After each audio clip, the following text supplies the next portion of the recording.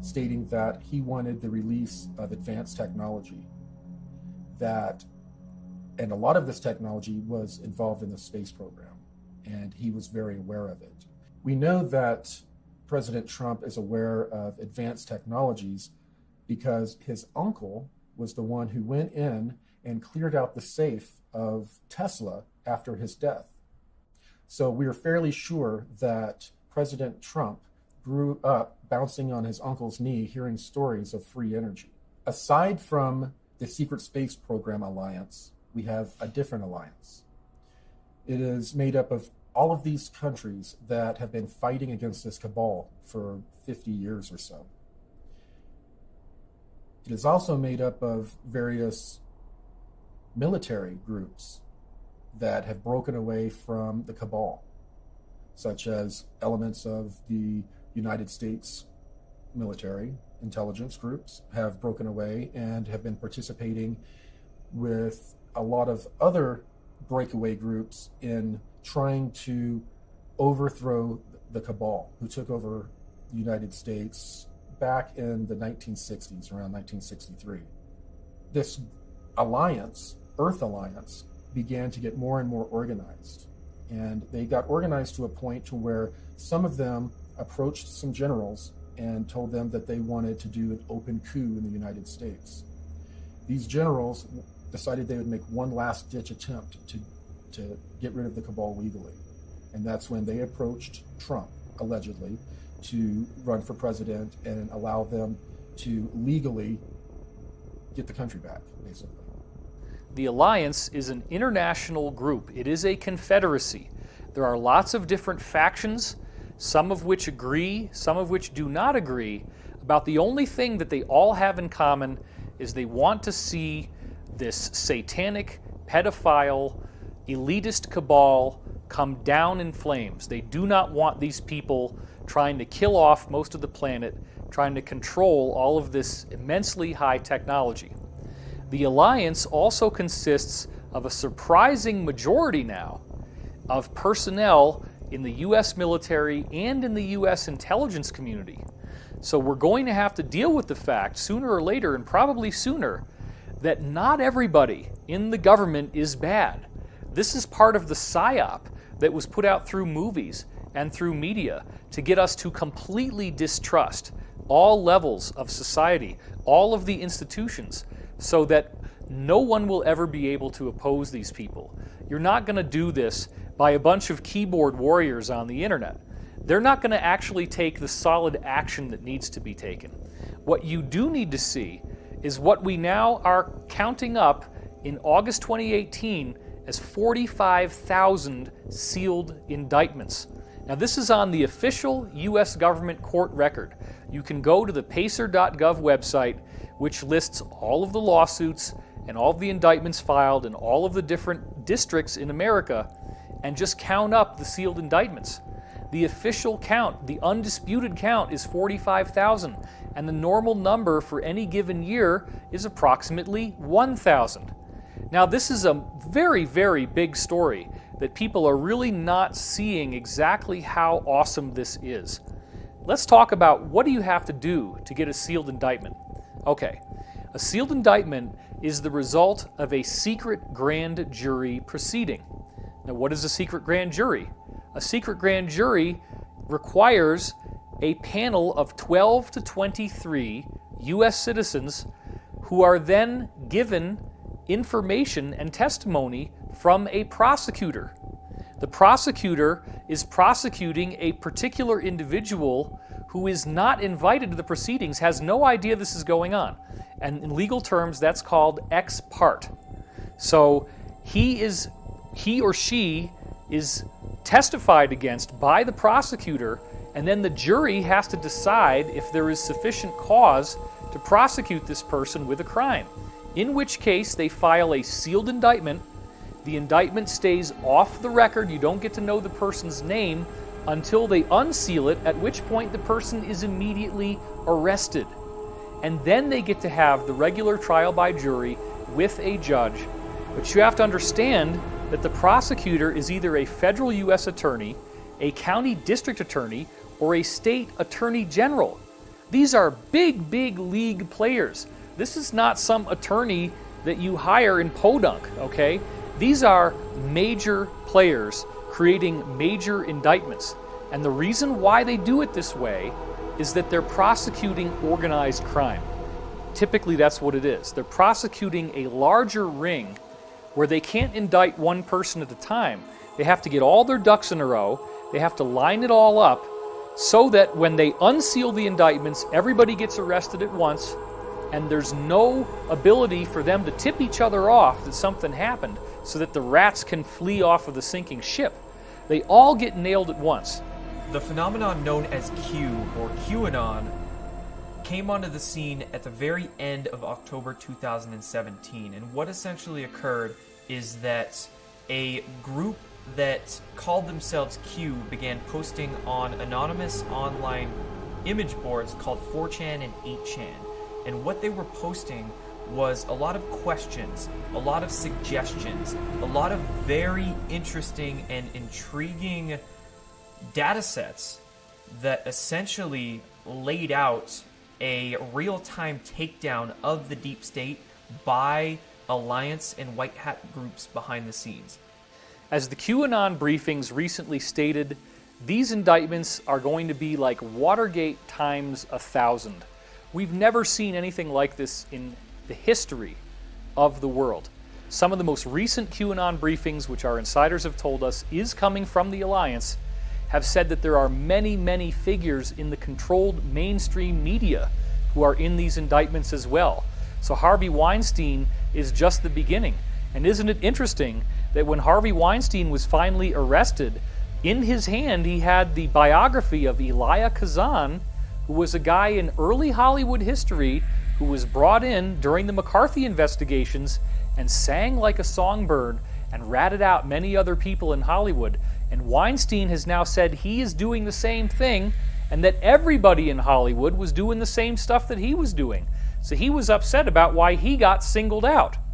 So once these indictments become unsealed, this will be the fulfillment of the mass arrest scenario that I have been leaking on my website since 2009. The only two indictments that we've had unsealed so far involved the cult group NXIVM, the founder of NXIVM, Keith Raniere, and one of his understudies, the actress Allison Mack. These are the only two unsealed court records so far.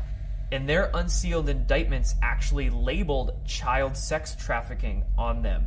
And NXIVM has found to be a hotbed of cult activity, of ritual abuse, and of child sex abuse even.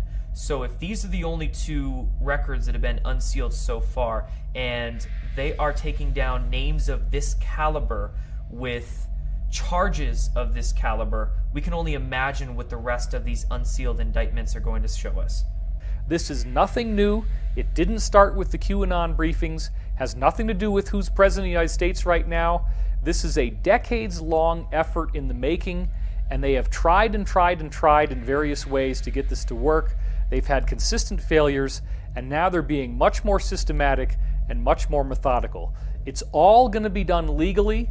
All of the indictments are totally bona fide, and it's just that once this finally happens, it will be something we have never seen before in all of American history, a true second American Revolution. One of the things I learned as an FBI agent is not that I learned to believe in conspiracies more. What I learned to know is when I am caught up in a river of deception and everybody else around me is being taken on the same current and we're all being taken in one direction, and suddenly one guy has to stick his head up and say, this isn't right. This is all wrong. We're all just being fed garbage and we're not being told the truth.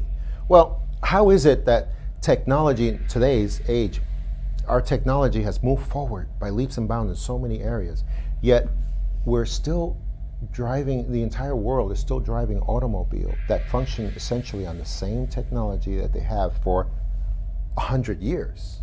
100 years, and we're still using fossil fuels to fill up our gas tanks. How is that possible? That has not moved forward hardly one iota.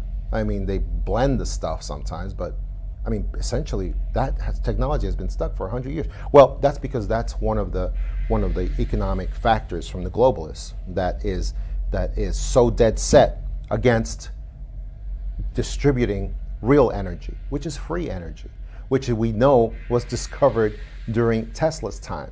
So Nikola Tesla is known, of course, for delving into free energy or zero-point energy sciences, but funny enough, near the end of Nikola Tesla's life, he was actually delving into anti-gravity research. And unfortunately, Tesla didn't have enough time nor money towards the end of his life to be able to continue his research into anti-gravity, but he passed along his knowledge to a man named Otis Carr. And funny story about that, Nikola Tesla was staying in a hotel in New York near the end of his career, and during his stay at this hotel, he befriended one of the workers that was there, and that was Otis Carr. And they courted a relationship, and Nikola Tesla actually felt comfortable enough to begin sharing some of his research with Otis Carr. Now, Otis Carr then went, after Nikola Tesla's passing, to develop this research out a little bit more so, and Otis Carr actually developed what was called the OCT-X1, I believe, and it was actually a flying saucer craft that was piloted with the consciousness of the individual, and he did, supposedly, actual experiments that were successful in navigating both space and time with this craft. So we could say Otis Carr actually was the first person to develop begin to develop a civilian-based space program. But he was essentially run out of business and was not able to continue the work he was doing because the military-industrial complex suppressed his work.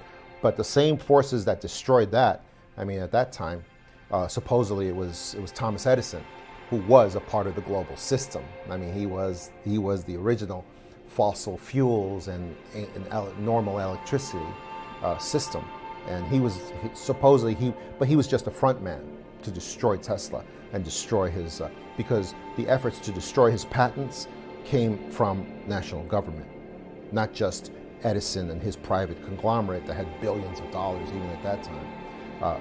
And the reason for that is why? Because this effort to repress free energy was coming from the elite powers in control, the ones that sit on top of everybody and tell everybody, we got to stop this.